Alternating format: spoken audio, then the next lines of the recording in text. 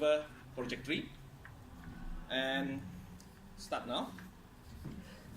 About 10 years ago, as part of my employment requirement, I must submit my medical report. So what I did is I actually went for the medical checkup, and I go through all the tests, blood tests, liver tests, X-ray, ECG, even run the treadmill. Then when the result come, one from these clinics helped me to read the result. So I spend some time to look at the result and say, Mashuri, well, I have a bad news for you. Well, you have a very high cholesterol and you have a fatty liver. So he asked me questions. Do you smoke? I said, no, I don't smoke. Do you drink alcohol?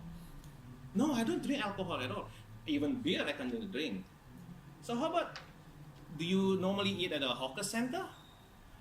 Yes, because normally after office hour, what I did, I just visit any hawker center and eat whatever I want.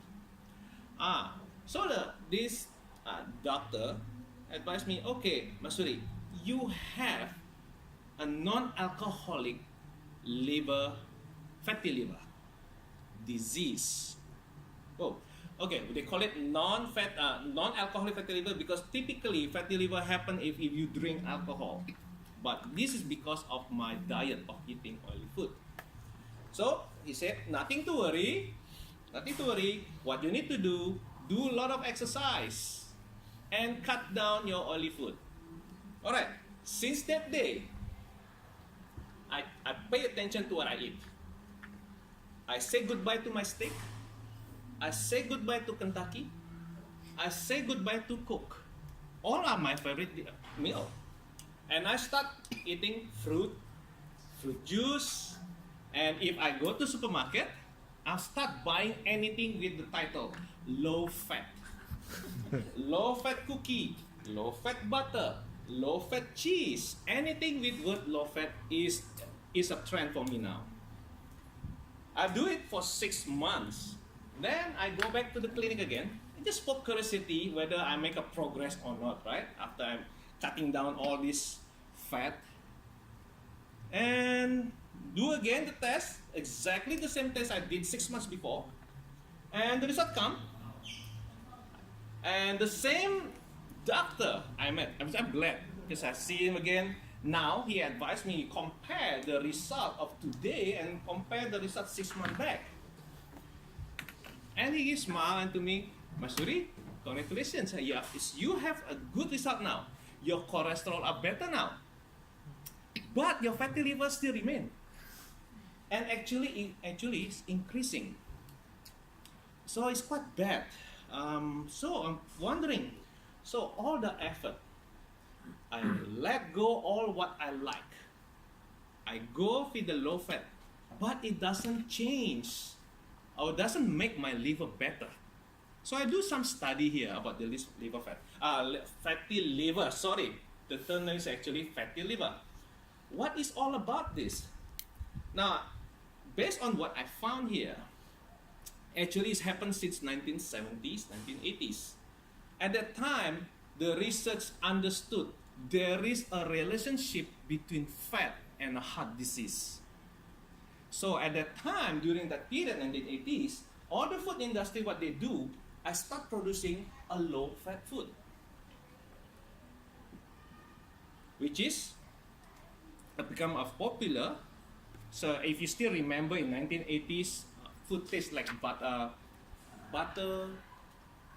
low-fat butters, yeah. So you can eat anything you want, but you don't feel you get organic any weight. Now, the problem with this technique, so-called removing the fat, is when you take out the fat from your food, it makes the food taste bad. To make it easy for you to understand, is you comparing the chicken skin with the chicken breast. Chicken skin are best. If you go to Kentucky, the skin is the best part of the chicken. But if you just eat the chicken breast, it's feel plain, nothing there. So this food industry, when they make a low-fat yogurt, they say, hey, I cannot sell the yogurt plain like this.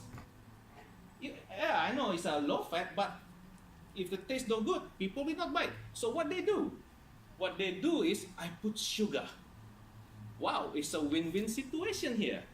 If I have put more sugar, it makes taste better, and at the same time, also cutting down the fat. Now, what's happened with this? Well, in this, what I do, I eat this low-fat food, but I eat more sugar. So what happened with the sugar to your body? In a day, a person like male like us, like me, for example, I am only allowed to eat 40 grams of sugar.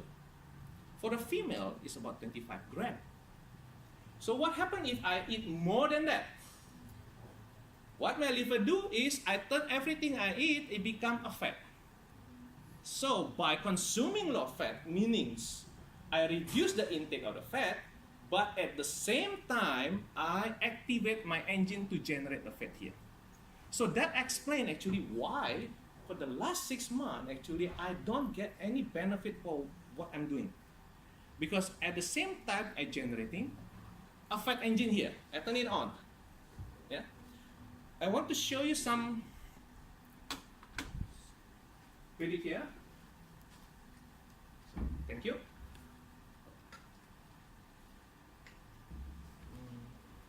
Here is a comparison between low-fat yogurt and the yogurt. What's the difference between these two? Why low-fat is so dangerous for us?